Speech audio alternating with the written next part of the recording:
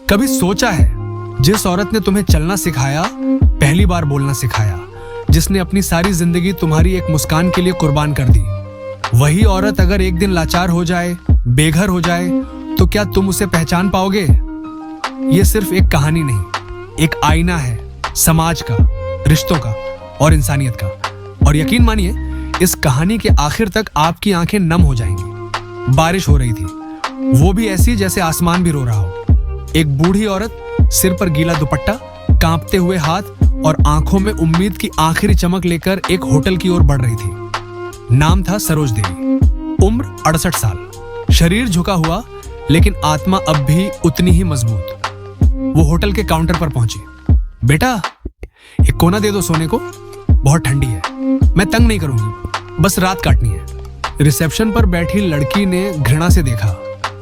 ये कोई धर्मशाला नहीं है अम्मा, बाहर जाइए वरना सिक्योरिटी बुलानी पड़ेगी। बूढ़ी माँ कुछ नहीं बोली, चुपचाप अपना थैला उठाया और बाहर निकल आई। वो होटल के बाहर एक कोने में बैठ गई, ठंडी जमीन पर भीगते हुए। कभी अपना दुपट्टा शरीर पर डालती, कभी थैले से एक पुरानी चादर निकालती। लोग आ जा रहे थे, कोई देखता, कोई अनदेखा करता, लेकिन कोई पास नहीं आया।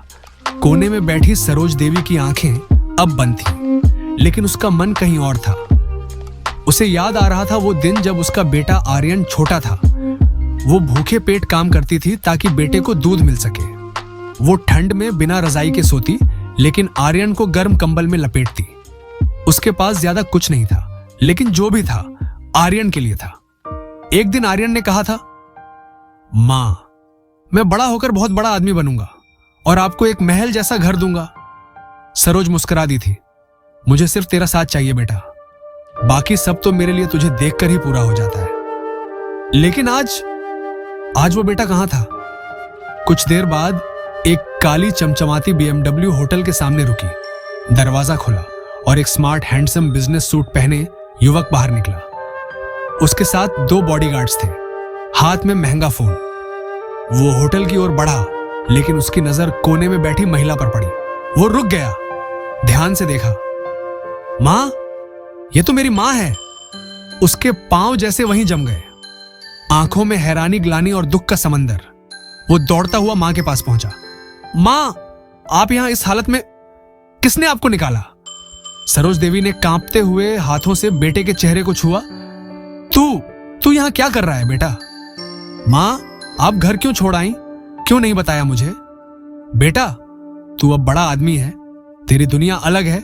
मैं बोझ नहीं बनना चाहती थी, बस थोड़ी देर बैठने आई थी। किसी ने अंदर जाने नहीं दिया। आर्यन की आंखों से आंसू टपक पड़े। आर्यन ने अपनी मां को उठाया और होटल के अंदर लेकर गया। पूरा स्टाफ हक्का बक्का। किसी को अंदाजा नहीं था कि ये बुजुर्ग महिला, जिसे कुछ ही देर पहले होटल से धक्के मारकर निकाला गया था, इस आलीशान होटल के मालिक की मां है। वो सीधा रिसेप्शन पर पहुंचा। यहां की मैनेजर कौन है? आर्यन की आवाज में गूंज थी, पर अब वो एक बेटे का गुस्सा था। रिसेप्शनिस्ट डरते डरते सामने आई। सर, मैं मैनेजर को बुलाती हूं। नहीं, आर्यन ने डांट कर कहा, यही बताओ किसने मेरी मां को बाहर फेंका? रिसेप्शनिस्ट कांपते हुए बोली, सर, हमने सोचा वो कोई भिखारिन है, हमने पहचाना नहीं, माफ कर दीजिए। आर्यन की आंखें लाल थीं, लेकिन उस लालिमा में सिर्फ गुस्सा नहीं था, अफसोस भी था कि एक मां जिसने कभी खुद की जरूरतों को पीछे रखकर बेटे की जिंदगी संवारी, वो आज इज्जत के एक टुकड़े को तरस गई। तुमने नहीं पहचाना, कोई बात नहीं, पर तुम इंसान होना भूल गए, यही सबसे बड़ी शर्म की बात है।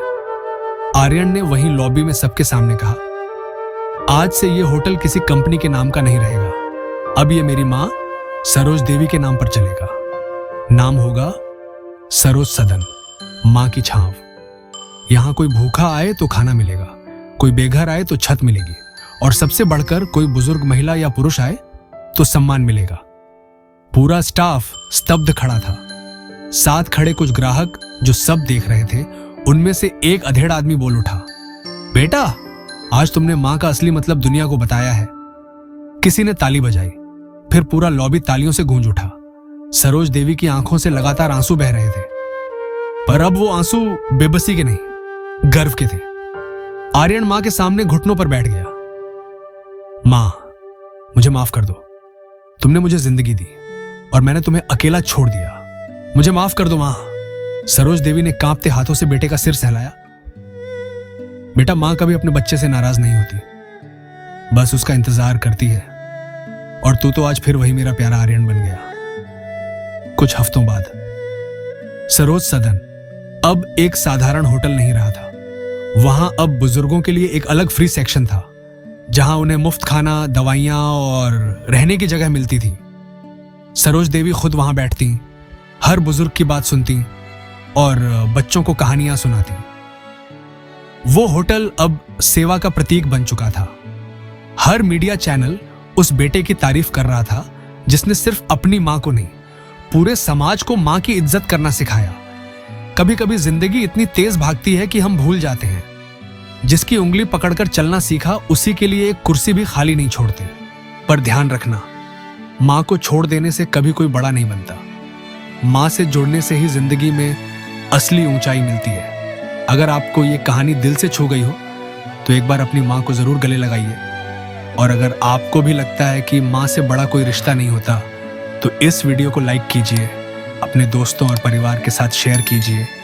और ऐसी ही और इंसानियत से भरी कहानियों के लिए हमारे चैनल को सब्सक्राइब करना बिल्कुल मत भूलिएगा, क्योंकि हो सकता है आपकी एक शेयर किसी को उसकी मां की अहमियत याद दिला दे।